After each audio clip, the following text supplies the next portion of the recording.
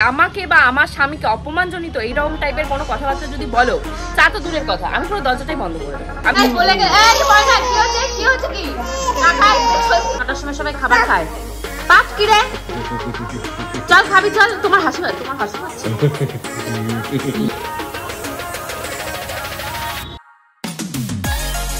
স্টেশনের রেলগাড়িটা মাইপা চলে ঘড়ির কাঁটা। ইয়েস বন্ধুগণ, পৃথিবীর সমস্ত জিনিস মেপে জুপে চললেও আমার কিন্তু ঘুম থেকে ওঠার কোনো মাপকাঠি নেই। যখনই আমি চোখ খুলে দেখি সকাল হয়ে গেছে, মানে সূর্য উদয় হয়েছে, তখনই শুরু হয়ে যায় আমার দিন। ঠিক যেমন তোমাদের গোপুচন্দ্র সকালবেলা 6টা থেকে উঠে কম্পিউটারের সামনে বসে বসে কি যে কোডিং ডিকোডিং করে যাচ্ছে, মাথা মুন্ডু তো আমি কিছুই বুঝি না। যেরকম বোঝে না তোমাদের লিটিল গোল্ড আমার মনের ভাষা। কখন থেকে বলছি সোনা রে খা রে খা রে খা রে, এই করতে করতে বেজেই গেছে আমার লাইফের 12টা। আর এখানে শিবানী দিয়ে এসে গাদা গাদা বাসন বানিয়েছি, সেগুলোকে মেজেছে, আর জানি না কত গালমন্দ আমাকে করেছে। যাই হোক, এখন এই বাসি বিছানাটা তুলতে হবে, কিছু করার নেই। আমার বর হোমেও লাগে না, যজ্ঞেও লাগে না, ওই একটু মেয়েকে দেখলো, তাও আবার টেরা চোখে তাকায় টিয়ানো লোক পড়া নাকে একটা গান আছে না, সেরকম টেরিয়ে টেরিয়ে দেখবে। মেয়ের মতন হিসু পটি সবই করে নেবে, মাঝে মধ্যে খেয়েও নেয়, সে দুঃখের কথা আর কি বলবো তোমাদের। যাই হোক, চলো এখন সংসারের কাজকর্মগুলো শুরু করা যাক, কম্বল টম্বল গুছিয়ে। সকাল থেকে মুডটা একটু ভালো নেই, কালকে রাতে একটা ভূতের স্বপ্ন দেখেছি, দেখে ভীষণ ভয় পেয়েছি, তাই সকালবেলা উঠে সবাইকে বলে বেড়াচ্ছি, এই তোমরা কি কেউ ভূতের স্বপ্ন দেখলে এরকম ভয় পাও? তো উজ্জ্বলদা বলছে তোমাদের গোপুদা নাকি ভূতের স্বপ্ন দেখে মাঝে মধ্যে এরকম ভয় পায়। ভয় পাওয়াটাই স্বাভাবিক, কিছু করে নেই, পা হাত পা ধোয়া নেই, তারপর নাপিতের কাছ থেকে এসে চুল টুল কেটে স্নান টান করা নেই, এরকম তো হবে। তোমরা এরকম ভূতের স্বপ্ন দেখলে আমার মতন ভয় পেয়ে যাও কিনা অবশ্যই কমেন্ট সেকশনে আমাকে কমেন্ট করে জানিও তো। নেশা হয়ে গেছে, কালকে রাত্রে আজকে মারামারি, খাবে না কোনোভাবে খাবে না, তাও সেই রাত্রি 1:30টার সময় খাইয়েছি। রাত্রি 1:30? বাবারি, ওই জন্য তো ঠান্ডা লেগে গেছে। ঘুমাচ্ছে না সে কি শুরু করেছে আমার সাথে, ঘুমাবে না খালি এই তো চলছে চালা। ওর বাবা নেই অফিসে, বাবা অফিসে নেই। মা কেন, কোথায় গেছে তোমার বাবা, কোথায় গেছে মা? ওরে বাবা রে, ওলে বাবা, ওলে বাবা, তুমি বাবাকে খুঁজে পাওনি? ওরে বাবা রে, তার ওর খেলনা ঝুড়ি দিচ্ছি, দাঁড়া। উজ্জ্বলদা তো বলছে এগুলো দেশি মাছ, আমি তো জানি না, বলছি বলবে যে লিটিল গোল্ড খাবে, বাচ্চা খাবে, সেই বলে নিয়ে আসবে, তাহলে তো দেশি মাছ দেবে। দেখে তো মনে হচ্ছে না, এর গায়ে তো দেখছিলাম ইয়েলো আঁশ আছে, আর আমি জানি হলুদ কালারের আঁশ থাকা মানেই হলো চালানি, দেশি মাছগুলোর গায়ে সব এই আঁশ কালারের অ্যাশ থাকে। তোমাদের সাথে মানে কয়েকটা কথা শেয়ার করার জন্য আসলাম। বেসিক্যালি তোমাদের সাথে তো আছেই, তা বাদেও আমার শ্বশুরবাড়ির রিলেটিভদের বলতে চাই, মানে এটা আমার সাথে ঘটেছে বলে এটা নয় যে আমি এক্সপ্রেস করছি, এটা আমার মতন হাজার একটা মেয়েদের সাথে ঘটে, বাট তারা কোনো প্রতিবাদ করতে পারে না। আমার কাছে যেহেতু ইউটিউব প্ল্যাটফর্মটা রয়েছে, আমি সেখান থেকে বলতে চাই যে এই যেমন ধর আমার শ্বশুরমশাই আজ আর নেই আমার কাছে, আমাদের মধ্যে নেই, সে মারা গেছে। শাশুড়িমা অনেক আগেই মারা গেছে, আমি তাকে দেখিনি, কিন্তু এখনো আমার শ্বশুরবাড়ির অনেক আত্মীয় স্বজন আছে, তারা এসে বলবে এটা মানে শ্বশুর শাশুড়ি। আরে ভাই, শ্বশুর শাশুড়ি অবশ্যই, আমি তো কখনো অস্বীকার করছি না, তাদের বাড়ি, তাদের সব, তাদের ছেলে মেয়ে, তাদের বংশধর সব ঠিক আছে, কিন্তু সেখানে আমারও তো একটা অস্তিত্ব আছে, আমিও তো প্রিয়াঙ্কা ইন্ডিভিজুয়াল, আমারও তো স্বামী রয়েছে গোপাল সাহা। এসে বলবে শ্বশুরের তা, ভাই গোপালের কিছু নেই। তাদের উদ্দেশ্যে বলছি, এখন আসলে তো 1 কাপ চা দিই, এরপর থেকে আমাকে বা আমার স্বামীকে অপমানজনিত এইরকম টাইপের কোনো কথাবার্তা যদি বলো, তা তো দূরের কথা, আমি পুরো দরজাটাই বন্ধ করে দেবো। আমি এরকম টাইপের, আমাকে অপমান করে যাচ্ছ, আমার স্বামীকে, আমার দেওরকে এই সমস্ত বলে হ্যাটা করে যাচ্ছ যে শ্বশুরের তা। হোয়াট ইজ দিস শ্বশুরের তা? শ্বশুর মশাই কার জন্য করে রেখে গেছে? তা তোমাদের জন্য করে রেখে গেছে তো তার ছেলেদের জন্য, তার সন্তানদের জন্য। তাহলে তুমি এসে এখানে বলার কে যে আমার মানে পীযূষ সাহাত্তা বা কবিতা সাহাত্তা? কবিতা সাহা পীযূষ সাহা কে? গোপাল গোবিন্দরই তো বাবা মা। আর বাবা মা কার জন্য করে? আমি যে এত করে রাখছি গয়নাকাটি, তোমরা তো সবসময় অল টাইমই তোমরা শোনো যে আমি বলে যাচ্ছি যে লিটিল গোল্ডের জন্য করছি, তখন যদি আমি না থাকি, এই তো শ্বশুরমশাই চলে গেছে, সে তো তার বংশের এই যে প্রথম কন্যা হয়েছে বংশধর, তাকে তো দেখে যেতে পারেনি, তাকে হাতে করে একটা সুতোও দিতে পারেনি, বাট আমি তো আছি। আমি জানি শ্বশুরমশাইয়ের যে লাস্ট আংটিটা ছিল সেটা ভেঙে লিটিল গোল্ডকে বানিয়ে দিয়েছি। সবাইকে ফলো করে সবকিছু তো বলতে হয় না। ছদ্দি তার মায়ের লাস্ট স্মৃতি, মানে শাশুড়ি মায়ের সব গয়না আমি বিয়ে হয়ে আসার আগে সব ভাগ বাটোয়ারা হয়ে গেছে, একটা লাস্ট স্মৃতি ছদ্দির কাছে ছিল। ছদ্দি এতটাই ভালোবাসে আমার মেয়েকে, বা আমাকে বলতে পারো, গোপালকেও ভালোবাসে, গোবিন্দকে, সবাইকেই ভালোবাসে, আমি আমারটা দিয়ে বললাম, সে আমাকে ভরসা করে দিয়ে গেছে। তারপরেও আমার আনুষঙ্গিক যে আত্মীয় স্বজন না, ওগুলোকে আগাছা পরগাছাই বলে, যারা মানে বাড়ির বউ, বড় বউ আসলে চা দিচ্ছে, জল দিচ্ছে, পানি দিচ্ছে, এখানে থাকো ওখানে থাকো, সব টেক কেয়ার অফ আমি করছি, তাকে এসে বলে যাচ্ছে এটা তো তুমি তো দিচ্ছ না, বা কোনো কিছুর ব্যাপারে আমি নাকি representative of Piyush Saha and Kabita Saha. Why? তারা তো চলে গেছে। আর তুমি এটা জানো না, মরা মানুষের নামে কাউকে কোনো গিফট দিতে নেই, আফসাগুন হয়। তুমি তো এত বড় মহান, এত বড়, ওনাকে বলে আমি হিট করে বলছি না, এরকম প্রচুর লোকই আছে। মানে আমাদের সামনেই বলবে গোপাল গোপাল গোপাল গোপাল, একদম এখান থেকে বেরিয়ে বলবে পীযূষ সাহাটা। পীযূষ সাহা কার জন্য করে রেখে গেছে? বাবা মারা কার জন্য করে রেখে যায়? আর বাবা মার চলে যাওয়ার পর সন্তানদেরই তো দায়িত্ব হয় তাদেরকে বাঁচিয়ে রাখার, তাদের মুখ উজ্জ্বল করে রাখার। হ্যাঁ, গিফটের ব্যাপার বলো বা অন্য কোনো জায়গা বলো, একটা তো আমি ডিসিশন নিতে পারি। 6টা বছর সংসার করছি, কোথায় কি দিতে হবে না হবে সেই ডিসিশন আমি নিতে পারবো না। কেউ এসে বলে যাবে এটা দিতে হবে, মানে কারোর সাথে কম্পিটিশন। আমি কি এখানে কম্পিটিশনে নেমেছি গিফট দেওয়ার? ওরা দিচ্ছে আমি দেবো, ওরা দিচ্ছে না কেন আমি দেবো না? আমারও তো বোধ বুদ্ধি আছে, আমিও তো একটা সন্তানের মা হয়েছি, আজ বাদে তাকেও বিয়ে দিতে হবে। তোমাদের কার কি মত এটা একটু বলো তো, যে বাবা মা মারা যাওয়া বা বাবা মা বেঁচে থাকতেও যদি ধরো কোনো সন্তান, বাবা মা একটা বিজনেস, এই ধরো সাপোজ আমার বাবা বিজনেসটা বানিয়েছে, সে যদি বিক্রি করে দিল সেটা আদার থিংস, বাট সে যদি বিক্রি না করে সেই সম্পত্তিটা যখন আমি বা পূজা পাবো সেটা কাদের হবে? অবভিয়াসলি আমাদেরই হবে, তাই তো, আমাদেরই তো হবে। তখন যদি কেউ বলে বাবার সম্পত্তিতে ফুটনি দিচ্ছিস, তা কেমন লাগবে বলো তো তোমাদের? বা তোমাদের হাজবেন্ডকে যদি এরকম এসে প্রতিনিয়ত তোমাদের আগাছা পরগাছা আত্মীয় স্বজন, যাদের কোনো ভ্যালুলেস আত্মীয় স্বজন, হোমেও লাগে না, এই 5টা মাস নেই যে আমার প্রেগনেন্সির সময় আমি 5টা মাস এখানে ছিলাম, একটা কাউকে আমি পাইনি যে এসে আমাকে 1 গ্লাস জল দেবে।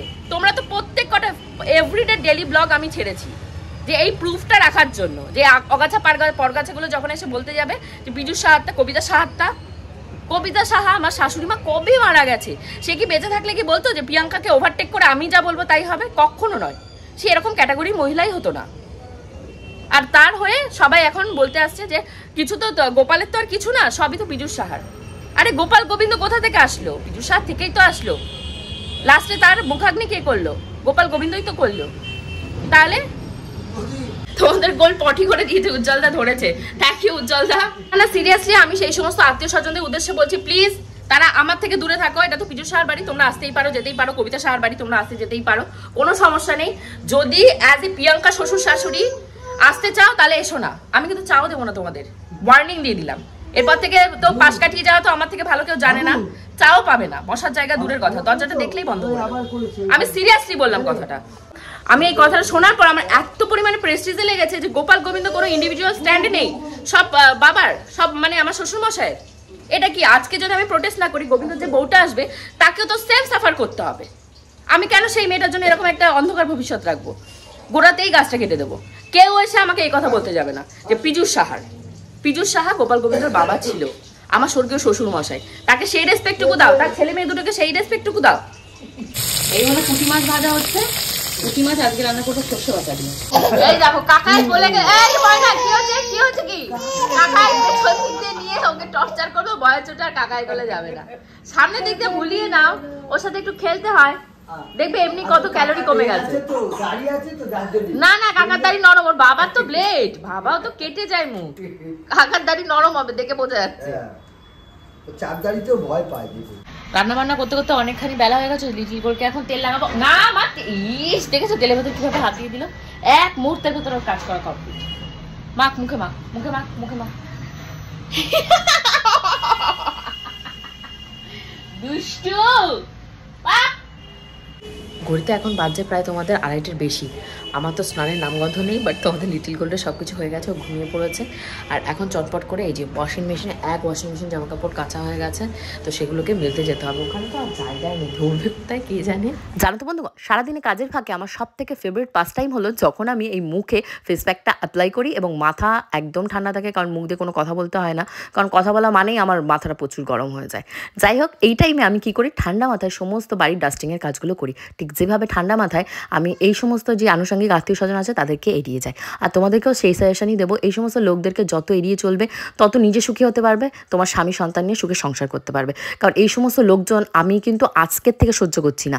প্রায় আমার বিয়ে হয়েছে 6 বছর, 6টা বছর মানে এমনও কোনো 6টা দিন যায়নি যে এই সমস্ত লোকের উৎপাত আমি সহ্য করিনি। বাট কী বলতো, স্বামী যদি সাথে থাকে তাহলে মেয়েদের কোনো টেনশনই হয় না, ঠিক যেমনটা আমার সাথে। আমার বর আমাকে সবসময় সঠিক কাজের জন্য সঠিক রাস্তাও দেখিয়েছে, আর সবসময় একটা জিনিস শিখিয়েছে যে বোবা শত্রু নেই। সত্যি কথা, ওনার এই যে কথাটা আমি অব্যর্থভাবে পালন করেছি, আর আমি লাইফে দেখো কত সুখী। কি করবেন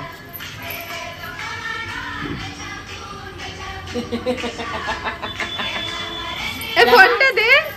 ফোনটা দে না, দৌড়াদৌড়ি লাগিয়েছে। ফোন দে, ফোন দে। ও বাবা রে, মার কাছে আগে যাচ্ছে। আই বন্ধ হয়ে গেল রে, বন্ধ হয়ে গেল। ইস, অর্ধেক স্নান করতে করতে তোমাদের গপুদাকে ফোন করেছি যে তুমি কি আসবে, তা বলছে না আমি সঙ্গীতাকে পাঠাচ্ছি। মানে সে কি অবস্থা, আমার হাফ স্নান হয়েছে, হাফ স্নান করা অবস্থায় ফোন করেছে। ও উঠে গেছে, উঠে হিসু করে দিয়েছে, কোলের ভেতর ঠান্ডা হিসু। সেই নিয়ে 10 মিনিট অপেক্ষা করার পর সঙ্গীতা এসে আমাকে সেভ করে দিয়েছে পুরো, নাহলে কি হতো, স্নান করতে পারতাম না।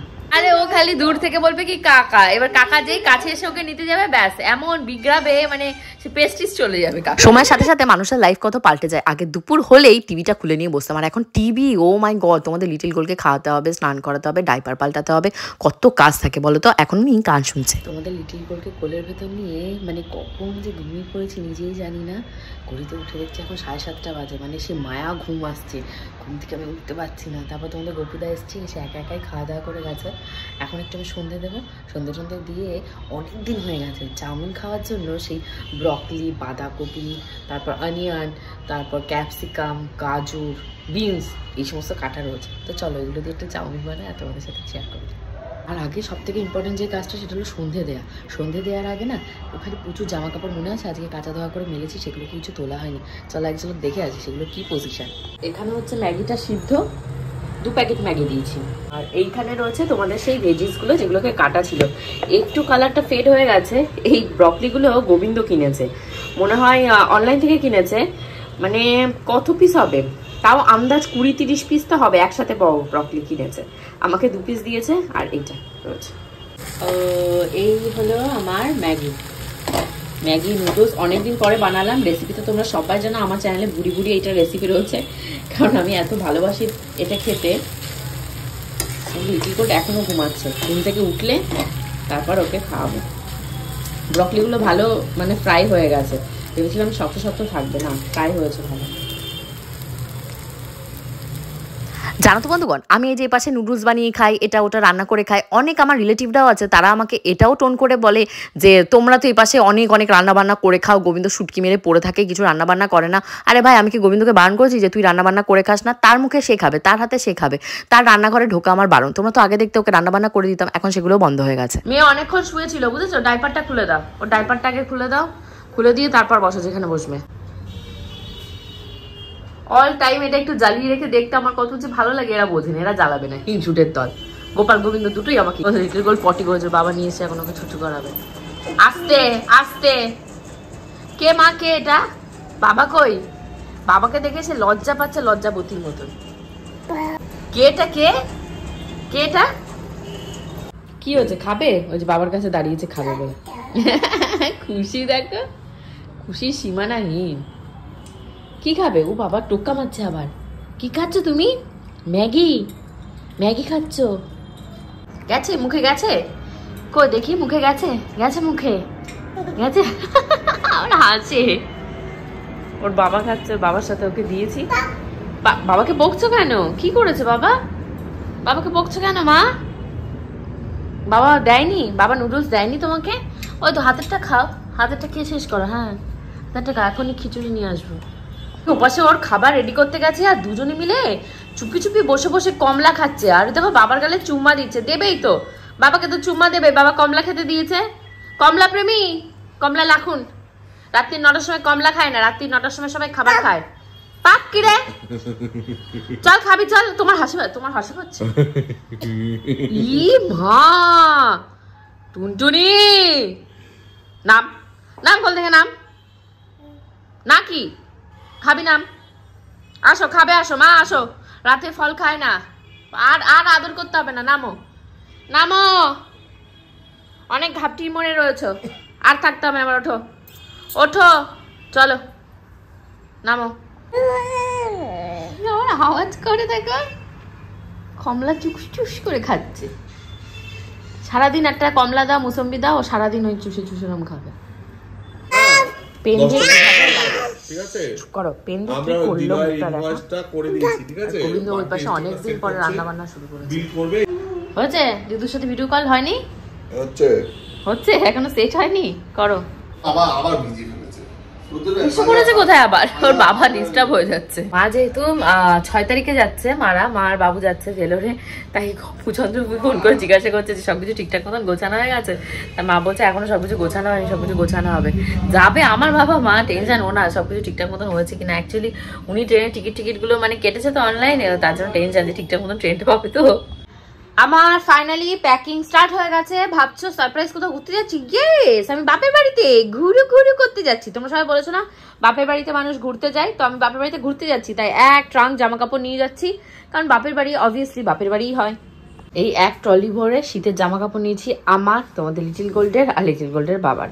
আমি এখন একদম ঘড়িতে বেজে গেছে 11:30 এবং রেডি হয়ে গেছে বিছানায় শুতে যাওয়ার জন্য। আমারও খাওয়া গেছে, তোমাদের লিটিল গোল্ডকে এখন খাবো, খাইতেই ঘুমিয়ে পড়বা। তোমাদের গোপুদা বলেছে রাতের বেলা কিছু খাবে না। হোপফুলি আজকে ব্লগটা তোমাদের ভালো লেগেছে। যদি ভালো লেগে থাকে অবশ্যই write down on the comment section. See you in the next blog. Till then bye by.